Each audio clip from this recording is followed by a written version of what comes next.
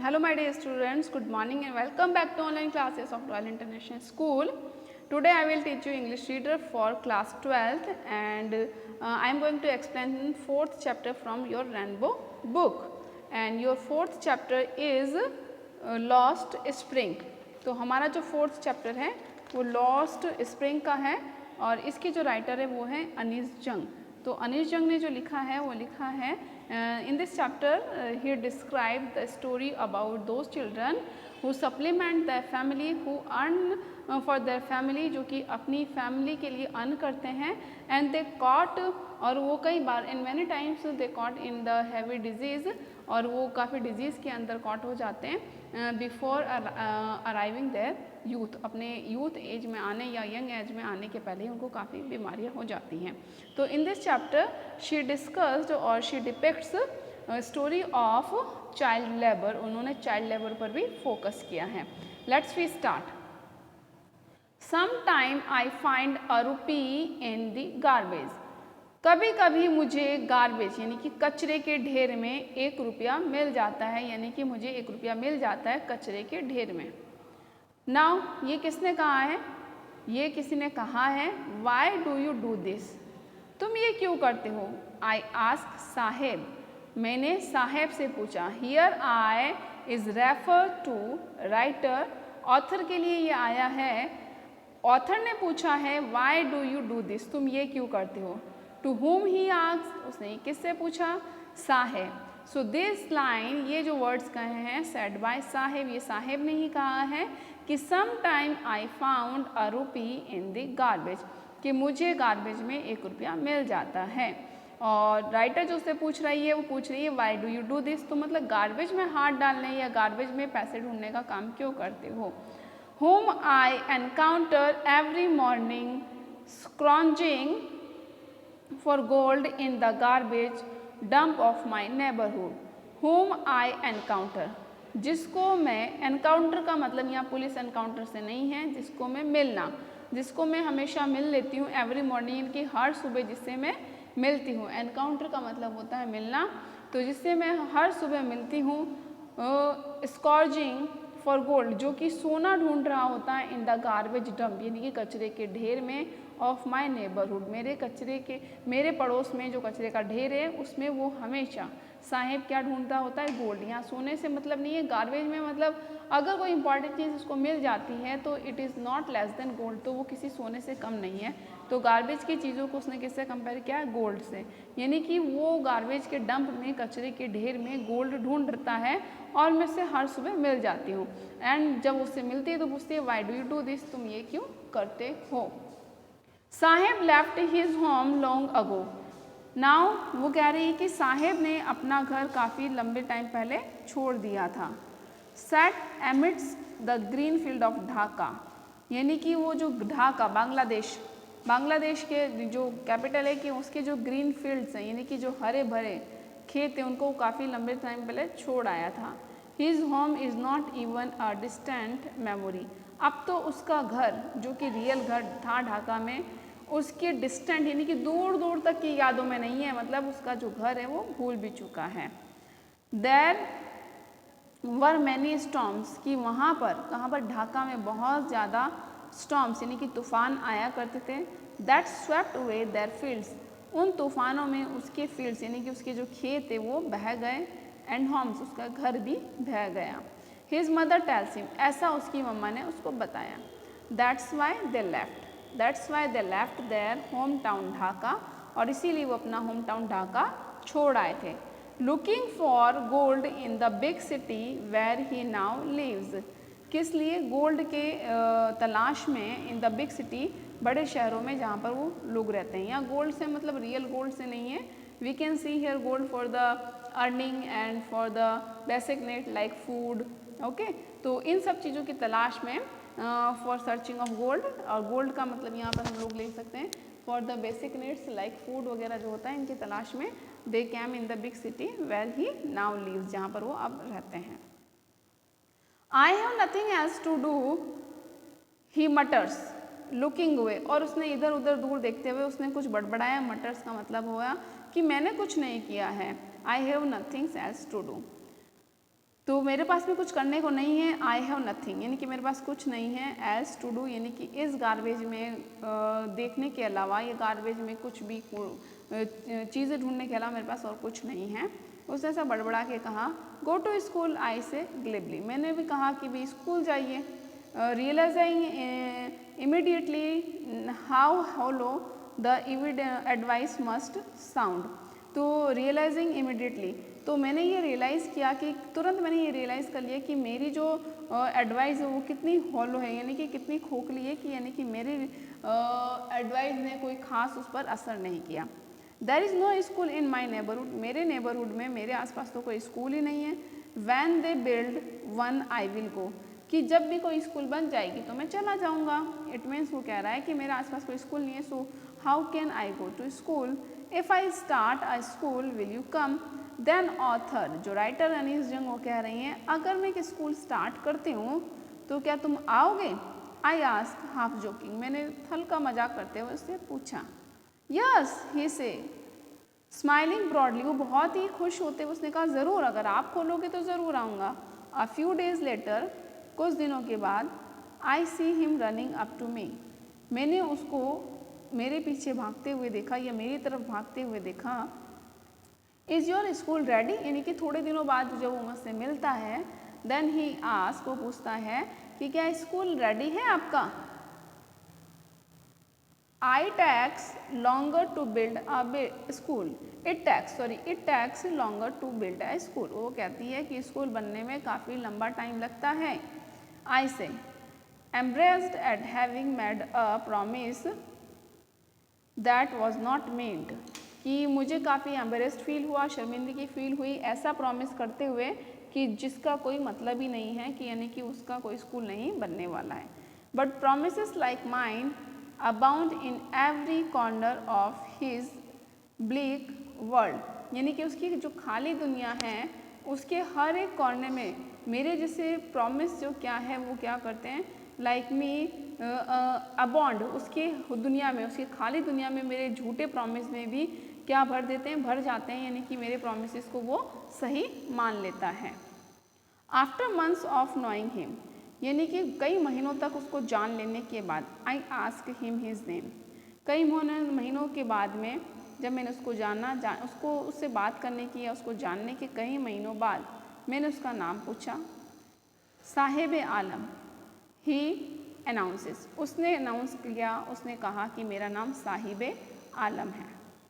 He doesn't know what it means, he doesn't know means जो साहिब था उसको अपने नेम का मीनिंग नहीं मालूम है। ही डजंट नो, उसको अपने नाम का मतलब ही नहीं पता है। If he new it's meaning, अगर उसको इसके नाम का मालूम भी हो, लॉर्ड ऑफ यूनिवर्स, तो क्या मतलब है लॉर्ड ऑफ यूनिवर्स, यानी कि लॉर्ड यानी कि भगवान, ऑफ द यूनिवर्स यानी कि ब्रह्मांड का, इस या साहिब आलम, साहिब का मतलब हो गया लॉर्ड, आलम का मतलब हो गया यूनिवर्स, यानी कि Lord of universe.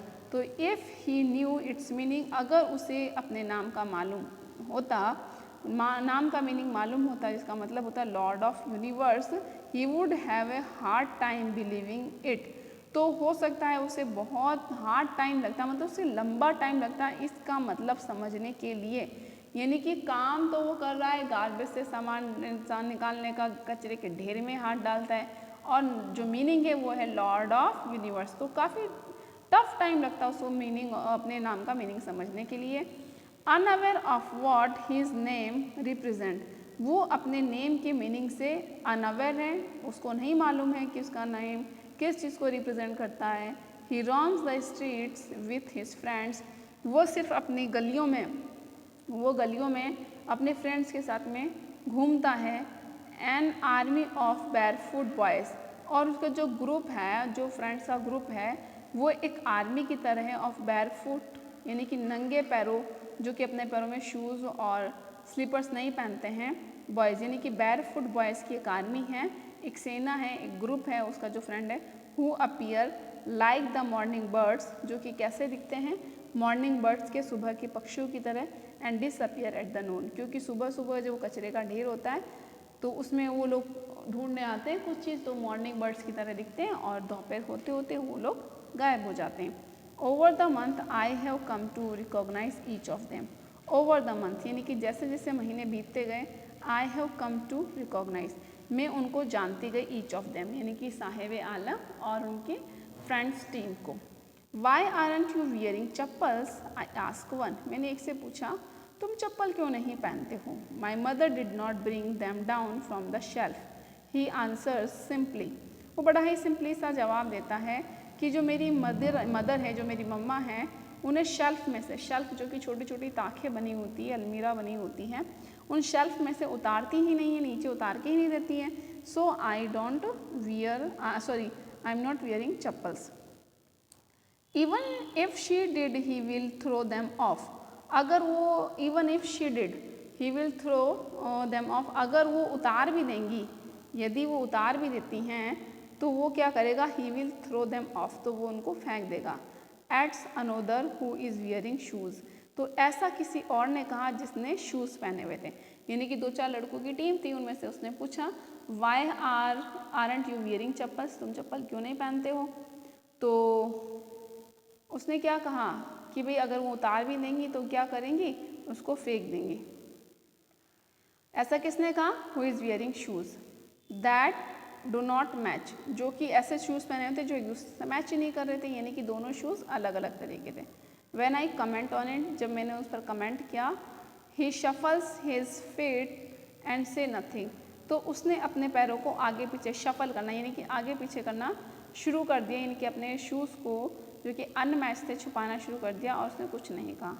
I want shoes says a third boy who has never owned a pair all his life, और जो तीसरा लड़का था उनकी टीम में, उसने कहा मुझे भी शूज़ चाहिए, who has never on a पैर ऑल हिज लाइफ, और उसकी लाइफ में, पूरी ज़िंदगी में उसके पास में कभी शूज़ या स्लीपर ही नहीं थे। Travelling across the country I have seen children walking barefoot, कि जब मैं कंट्री में, मतलब अपनी सिटी के, पूरे सिटी में जब ट्रैवलिंग करती हूँ तो मैंने कई बार देखा है, आई हैव सीन चिल्ड्रन, तो मैंने कई बार ऐसे बच्चों को देखा है वॉकिंग बैरफुट, जो कि नंगे पैर चलते हैं, in cities on village roads, city के रोड पर, गाँव की सड़कों पर। It is not lack of money, इसका मतलब ये नहीं है कि उनके पास में पैसों की कमी है, and due to lack of money they can not purchase slippers and shoes, इसके पीछे का रीज़न कुछ और है। It is not lack of money but a tradition to stay barefoot, सिर्फ उनकी एक परंपरा है कि वो नंगे पैर रहते हैं। It is not is one explanation, ऐसा किसी ने कहा, किसी एक ने कहा है कि due to lack of money, ये रीज़न नहीं है कि हमारे पैसों की कमी की वजह से we do not have slippers and shoes, it is a tradition to stay barefoot is one explanation, ऐसा किसी ने एक्सप्लेन किया था। I wonder if this is only an excuse to explain away a perpetual state of poverty, तो मुझे काफ़ी आश्चर्य हुआ कि ये कैसा एक्सक्यूज़ है, ये कैसा बहाना है कि जो गरीबी की जो स्टेट है, गरीबी की जो परपेचुअल जो स्टेट है, जो गरीबी की जो बहुत बुरी दशा है, उसको वे, जो कि ये तो उनसे काफ़ी ही दूर एक्सप्लेनेशन हो गया, मतलब गरीबी को शो ही नहीं कर रही है उसकी एक्सप्लेनेशन, उसने तो अपनी ट्रेडिशन ही बता दी है। I remember a story a man from Udipi, अब उसको सडनली एक बैरफुट बॉय से एक स्टोरी याद आती है, तो वो स्टोरी है एक आदमी की जो कि उदीपी में रहता है। वंस टोल्ड मी, उसने मुझे कहा था, as a young boy he would go, कि उसने बताया कि जब वो यंग लड़का था, he would go to school past an old temple, कि वो स्कूल जाया करता था जो कि पुराने टेम्पल के पीछे था। Where his father was a priest, और उस टेम्पल में उसके फादर क्या थे, प्रिस्ट थे। He would stop briefly at the temple and pray for a pair of shoes, वो वहाँ पर क्या करता, ब्रीफली यानी कि बहुत शॉर्ट टाइम के लिए टेम्पल में रुकता और वो शूज़ के लिए प्रे किया करता था। 30 years later I visited his town and the temple, और जब 33 साल के बाद में जब उस टाउन को विज़िट किया था, उदीपी को, and the temple which was now drawn in an air of the dissolution in the backyard where lived the new priest, जो कि अब क्या हो चुका है कि ड्रॉन ये यहाँ पर 30 ईयर्स बाद में जाती हैं। और डिसोल्यूशन का मतलब यहाँ पर होता है लॉनलीनेस, कि वहाँ पर अकेलापन लगता है, लॉनलीनेस लगता है, और कि उस मंदिर के अंदर अब भी क्या है, हवा में डिसोल्यूशन है, अकेलापन फील होता है। In the backyard where lived, और उसके बैकयार्ड में यानी कि जो मंदिर के पीछे का जो यार्ड है वहाँ पर नया प्रीस्ट रहता है।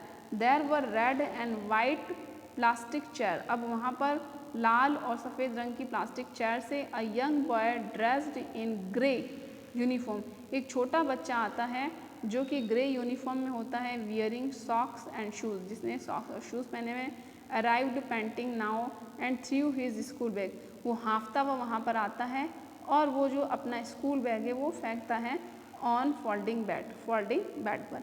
Looking at the boy I remembered, मैंने जब उस लड़के को देखा तो मुझे याद आ गया the prayer another boy had made to the goddess when he had finally got a pair of shoes, तो मुझे उस प्रेयर याद आ गई।